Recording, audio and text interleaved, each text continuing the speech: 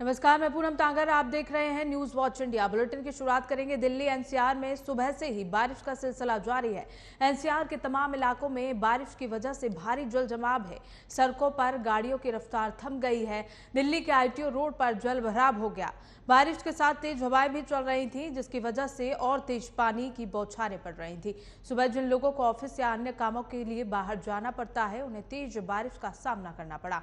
बारिश की वजह से यमुना नदी में जलस्तर बढ़ने का खतरा भी मंडराने लगा है। 2 दिन पहले भी पानी का स्तर खतरे के निशान से ऊपर चला गया था। मौसम विभाग ने 25 जुलाई को दिल्ली के लिए अलर्ट जारी किया था और कहा था कि अगले 3 दिन बारिश हो सकती है। राजधानी दिल्ली में बारिश का सिलसिला अभी भी थमने वाला नहीं है। मौसम विभाग के मुताबिक दिल्ली में 28 जुलाई तक तेज बारिश देखने को मिल सकती है। ये तस्वीरें दिल्ली एनसीआर की हैं, जहां सुबह से ही लगातार बारिश हो रही है। ऐसे में जो डर था लोगों को यमुना का जलस्तर बढ़ने का, वो कहीं ना कहीं अब सच में साबित होता हुआ नजर आ रहा है, क्योंकि 28 जुलाई तक मौसम विभाग ने अलर्ट जारी किया है। 28 जुलाई तक दिल्ली एनसीआर में बारिश हो सकती है। कहीं ना कहीं जो लोग उम्मीद लगा के बैठे थे कि उन्हें अब अपने घर आशियाना वापस वो जा सकते हैं, लेकिन जिस तरह से बारिश दिल्ली एनसीआर में देखने को मिल रही है, जो बाढ़ पीड़ित है, जो सड़कों पर रह रहे हैं, फ्लाईओवर के नीचे रह रहे हैं, उन्हें अब कहीं ना कहीं जो उम्मीद थी वो धुंधली नजर आ रही है। तो सुबह से ही लगातार दिल्ली एनसीआर में बारिश का कहर जारी है। जो उमस भरी गर्मी पिछले 3 या 4 दिनों से पड़ रही थी, उससे कहीं ना कहीं राहत दिल्ली वालों को जरूर मिली है, लेकिन जगह जगह दिल्ली में पानी भर गया है। दिल्ली के साथ साथ नोएडा में भी पानी भर गया है।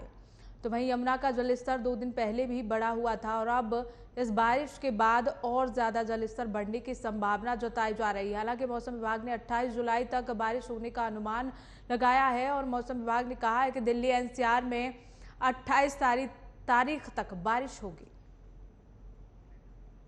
इसी खबर पर हमारे सहयोगी अवनेंद्र हमारे साथ जुड़ गए हैं, उनसे जान लेते हैं। अवनेंद्र, दिल्ली एनसीआर में पिछले कुछ दिनों से लगातार उमस भरी गर्मी पड़ रही थी, लेकिन अब बारिश होने की वजह से कहीं ना कहीं राहत मिली है, लेकिन जो चिंता थी बाढ़ पीड़ितों की वो और ज्यादा बढ़ गई है। अवनेंद्र जी बिल्कुल, एनसीआर के कई इलाकों में आज सुबह से ही जो है बारिश देखने को मिली। गर्मी से लोग परेशान थे, राहत तो उनकी लगी। दिल्ली में आज सुबह से तेज बारिश की वजह से काफी ट्रैफिक भी जाम देखा गया। अगर दिल्ली की बात करते हैं, आईटीओ मार्ग के काफी जल भराव हो गया और कई ऐसे रोड थे जिनमें लोगों को घंटों जाम में फंसना पड़ा। जबकि बात करते हैं दिल्ली एनसीआर से जुड़े ग्रेटर नोएडा की, तो ग्रेटर नोएडा में भी कई ऐसे इलाके देखे गए जहाँ पर बारिश से लोग परेशान नजर आए। जी बिल्कुल अवनिंदर, अगर दिल्ली एनसीआर की बात की जाए तो वहाँ लोगों को आने जाने में भी परेशानी हो रही है। जो लोग ऑफिस जा रहे हैं, घरों से बाहर निकल रहे हैं, उनके लिए कहीं ना कहीं दिक्कतें सामने आ रही हैं। अवनिंदर बिल्कुल, देखिए दिल्ली की बात करते हैं तो दिल्ली कहा जाए बाढ़ से जो यमुना जी में काफी उफान थे, सही से दिल्ली वासी जो है अभी उबर नहीं पाए थे। और अगर बात करते हैं दिल्ली में बारिश की, तो आज दिल्ली में बारिश ने फिर से अपनी दस्तक दे दी और आज सुबह से जो है तेज बारिश देखने को मिली, जिसके कारण कई दिल्ली के ऐसे मार्ग थे जिन पर जो जल था वो जल भर गया। उसके बाद जो ट्रैफिक देखने को मिला, कई घंटों तक भीषण जाम लगा। जी लोग देखने आते जा रहे हैं कि दिक्कत का सामना करना पड़ा। जबकि मौसम विभाग ने जो है चलो अलर्ट जारी किया। दिल्ली एनसीआर के साथ इलाके हैं के उसमें भी बारिश की आशंका जताई है। बिल्कुल अवनिंदर, अगर यातायात की बात करी जाए तो बारिश की वजह से दिल्ली एनसीआर में गाड़ियों की जो रफ्तार है वो सुस्त पड़ गई है और अगर देखा जाए तो कहीं ना कहीं जाम की समस्या से भी लोगों को दो चार होना पड़ रहा है। अवनिंदर कम हो ही गई, लेकिन अगर दिल्ली मेट्रो की बात करते हैं तो दिल्ली मेट्रो की भी रफ्तार जो है दिल्ली मेट्रो की भी कम कर दी गई थी सुबह से दिल्ली। जी चलिए, ठीक है अवनिंदर, आपकी आवाज हम तक ठीक से नहीं पहुंच पा रही है। बहुत बहुत शुक्रिया हमारे साथ जुड़ने के लिए। तो वहीं विपक्ष के अविश्वास प्रस्ताव पर बोलते हुए केंद्रीय मंत्री अर्जुन राम मेघवाल ने कहा कि विपक्ष को अविश्वास प्रस्ताव लाने दीजिए, हम हर परिस्थिति के लिए तैयार हैं। विपक्ष के आरोपों को खारिज करते हुए केंद्रीय मंत्री अर्जुन राम मेघवाल ने कहा कि हम तो चाहते हैं कि मणिपुर पर चर्चा हो।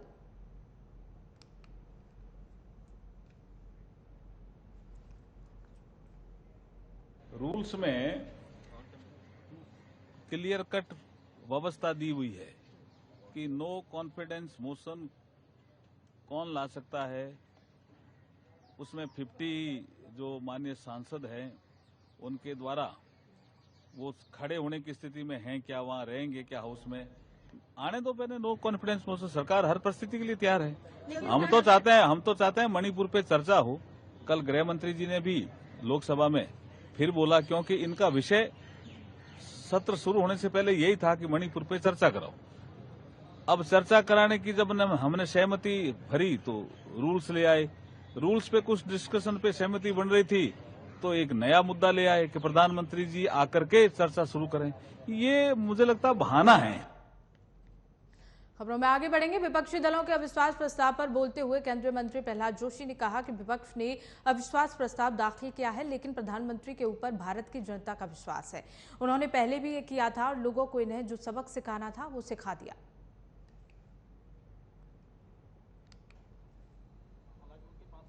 कॉन्फिडेंस दिया है तो लोगों के कॉन्फिडेंस माननीय नरेंद्र मोदी जी के ऊपर, भारतीय जनता पार्टी के ऊपर ही है। और जो होगा हम अभी चर्चा करके हम डिसाइड करेंगे। वो तो लास्ट टर्म में भी किया था और लोग उनको जो कुछ भी सबक सिखाने था वो सिखा दिया। तो वहीं बिहार के सीएम नीतीश कुमार ने विपक्ष के अविश्वास प्रस्ताव पर बोलते हुए कहा कि पीएम मोदी को मणिपुर पर बयान देना चाहिए। प्रधानमंत्री मोदी सब दिन गायब रहते हैं, मणिपुर में जो भी घटना हो रही है विपक्ष एकजुट होकर इस मुद्दे को उठा रहा है।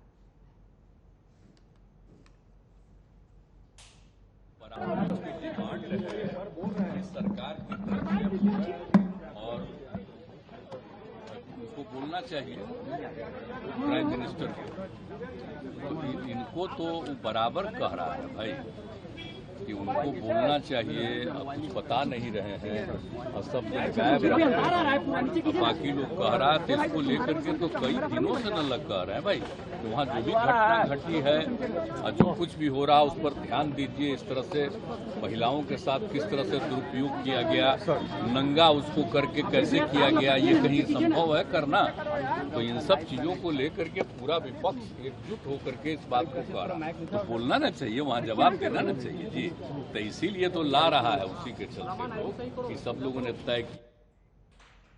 प्रधानमंत्री नरेंद्र मोदी ने दिल्ली के प्रगति मैदान स्थित international trade promotion organisation complex पहुंचकर हवन पूजन किया। इसके बाद पीएम मोदी आईपीटीओ कॉम्प्लेक्स के निर्माण कार्य में लगे श्रमिकों से मिले और शॉल उड़ाकर उनका सम्मान किया। प्रधानमंत्री ने श्रमिकों के साथ ग्रुप फोटो भी शूट कराया। पीएम मोदी आज शाम इस कॉम्प्लेक्स का औपचारिक रूप से उद्घाटन करेंगे। आईटीपीओ कॉम्प्लेक्स भारत की सबसे बड़ी एमआईसीई के तौर पर उभरा है। सितंबर महीने में G20 शिखर सम्मेलन के राष्ट्रीय अध्यक्षों की बैठक इसी नए कन्वेंशन सेंटर में होगी। पुनर्विकसित और आधुनिक आईईसीसी कॉम्प्लेक्स दुनिया की टॉप 10 प्रदर्शनी और कन्वेंशन कॉम्प्लेक्स की लिस्ट में शामिल हो गया है। यह कॉम्प्लेक्स जर्मनी के हनोवर एग्जीबिशन सेंटर और शंघाई के national exhibition and convention centre को टक्कर दे रहा है। कन्वेंशन सेंटर के लेवल 3 में 7,000 लोगों के बैठने की क्षमता है, जबकि ऑस्ट्रेलिया के सिडनी ओपेरा हाउस की करीब 5,500 लोगों के ही बैठने की क्षमता है।